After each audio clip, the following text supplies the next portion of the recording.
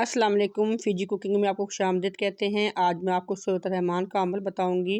इसको आप हर बीमारी के लिए, हर परेशानी के लिए कर सकते हैं। इसको मैंने हार्ट पेशेंट थे उनको बताया, अल्हम्दुलिल्लाह वो ठीक हुए। मैंने ब्लड प्रेशर के पेशेंट को बताया, वो भी अल्हम्दुलिल्लाह ठीक हुए।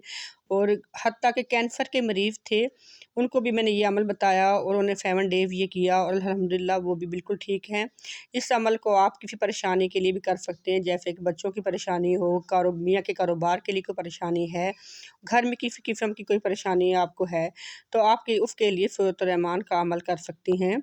ये नहायत ही आज़मूदा अमल है और इसको पहले मैंने अपने घर पे किया और इससे मुझे बहुत फ़ायदा हुआ, तो मैंने कहा अपनी बहनों के साथ इसको शेयर करूं। अपने चैनल के थ्रू मैं ये सूरत रहमान का अमल आप तक पहुंचाऊं, ताकि मेरी वो बहनें जो बहुत परेशान रहती हैं बच्चों की वजह से, घर की वजह से या अपनी किसी बीमारी की वजह से, तो ये सूरत रहमान का अमल करें और अल्लाह पाक उनको शफा दे।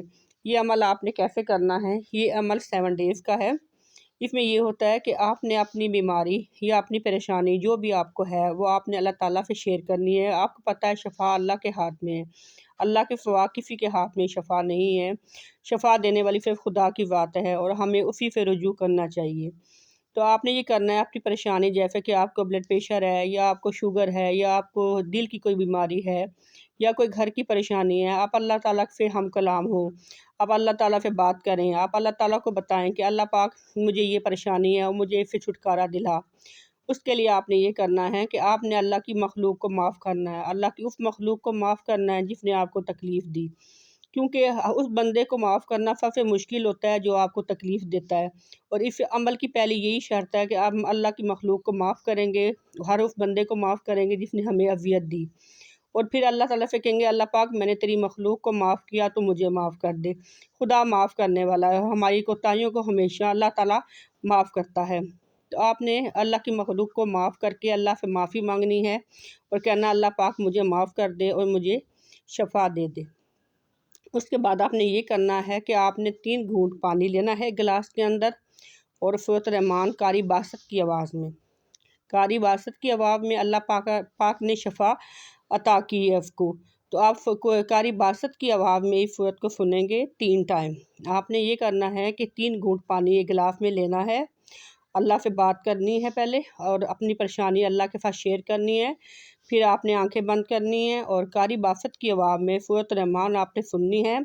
इस दौरान आपने किसी से बात नहीं करनी, खामोशी के साथ आप सूरत रहमान सुने और जब सूरत रहमान ख़त्म हो जाए तो आपने 3 दफ़ा अपनी ज़ुबान से अल्लाह अल्लाह अल्लाह कहना है और 3 घूंट में वो पानी आपने ख़त्म करना है।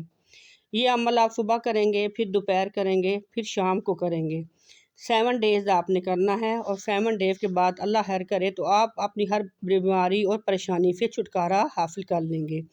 मेरी बहुत सी बहनें ठीक हुई और सबकी दुआएं मेरे साथ हैं और मैंने अपने घर पे भी ये अमल किया। तो मैंने कहा अपने चैनल के थ्रू मैं आपको सूरत रहमान का अमल बताऊं और आपने इसको ज़रूर करना है और मुझे बताइएगा कि आप ठीक हुए और आपकी परेशानी ख़त्म होगी।